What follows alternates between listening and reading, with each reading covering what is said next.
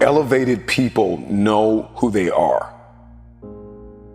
They know what they believe, the role in life they are presently filling, their great personal potential. I remember being on my job with no possibility of a future. And I will never forget the moment that a man walked up to me and looked me in my eyes and told me that this was the best I would be able to do. And I came to the resolve in that very moment that greatness would be my new norm. Make this moment the moment of truth about yourself. Many of you have been selling yourself short all of your life. You have the opportunity to experience more environmental, physical, and mental abundance. Someone who is in a constant state of elevation. Their self-talk is, I know who I am, I know where I'm going, and I know where I came from. There is definitely a direct connection between finding your passion and reaching your potential. You will never fulfill your destiny doing work you despise. Passion gives you an advantage over others because one person with passion is greater than 99 who have only an interest. Passion gives you energy. Are you aware of what you are doing with your day-to-day time? Do you like your current relationships? Do you like your circle of influence? I think a lot of us, we are programmed to hold on to things that we no longer like. We gain a greater perspective when we zoom out. And too many of you are guilty of becoming what you are going through. You are not what you are going through. Your responsibility is, once you've gone from flapping to flight, is to protect your progress, to protect your territory. You got to get a real boss-like mentality with your territory. All the ground that you gain, protect your territory.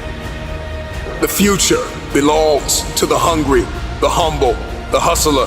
These are those that will take the throne. There is a new breed of Mamba mentality game changers that in every room that they step in, they are agents of transformation. They are 30,000 feet above the noise. They are architects, pioneers, innovators, students, athletes, lawyers, doctors. I'm sounding the alarm that a new mentality will emerge inside of you. When you are self-aware, you need to be extremely cognizant of your evolution and the fact that you're going to change, the fact that you're not going to be the same person you are. It's a very dangerous thing to be in a place where you are growing, but your life is not. You may be neck deep in what seems to be a catastrophic storm of chaos, but I pray that in this moment, you will find the calm, the peace, the hope, the faith, the courage, the expectancy you need to live and not die. It was Kobe Bryant that said everything negative, pressure, and challenges is all an opportunity for me to rise.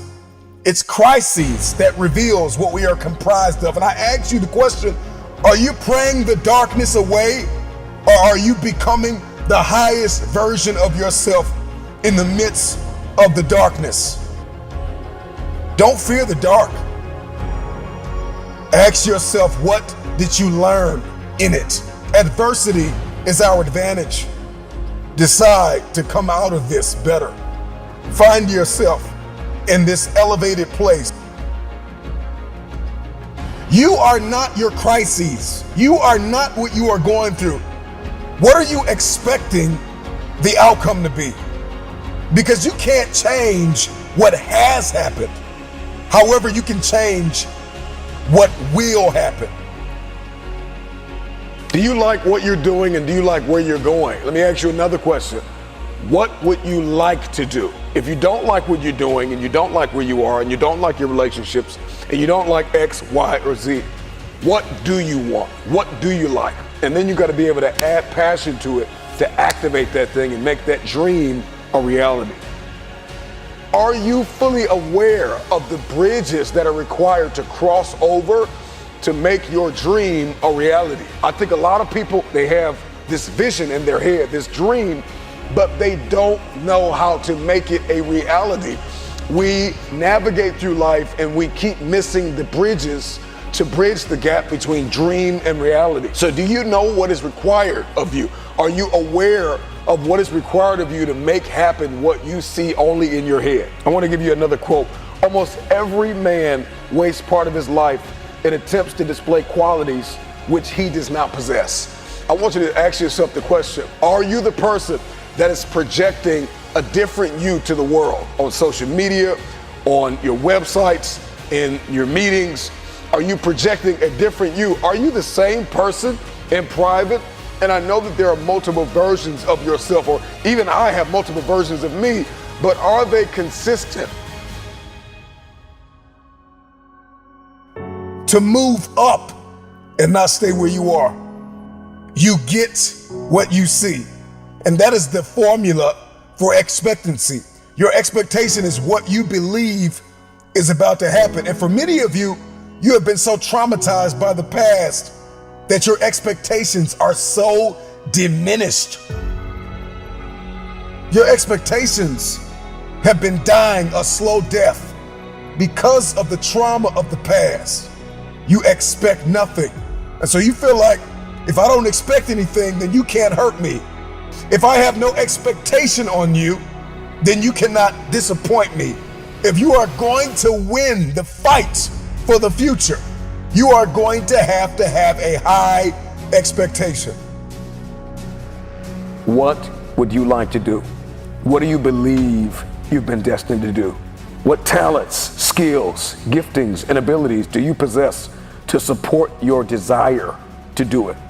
What are your motives for wanting to do it? Why do you want to become what you are looking to become? What steps are you taking to become and to live the life, to make the dream a reality? You want to be committed? You want to be consistent? You want to be creative? You want to be purposeful? You want to be reflective? And you want to be grateful? These are just a few things that you want to be as you are moving forward in your self-awareness. You've identified your weaknesses. You've identified that there is a gap between who you are, what you want, and where you want to be. In the game of life, those who have an elevated perspective will inherit the future.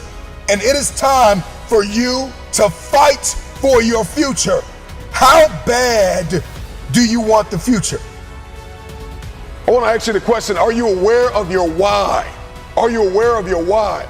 So now that you've discovered, okay, I'm not doing what I want to do, and I need to learn how to do what I want to do, and I need to figure out the bridge to bridge the gap between the dream and the reality. Do you know why you want to do what you actually want to do? What is your why? Because if the why is great enough, if you're aware of that why, then you can begin to back that why up with work ethic. Every why's got to be backed up by work. When you have awareness and you have your actions, but you have no accountability, you set yourself up for a great fall. Let me ask you a question. What price are you willing to pay to make the dream a reality? How aware are you? Are you aware of the price that you are willing to pay relationally, emotionally, physically, mentally, spiritually? There is a price to pay to manifest a dream. You know, two of the greatest moments in an individual's life is the day they were born and the day that they realize why they were born. Are you aware of your why? Why are you here? What are you doing? Who are you connected to?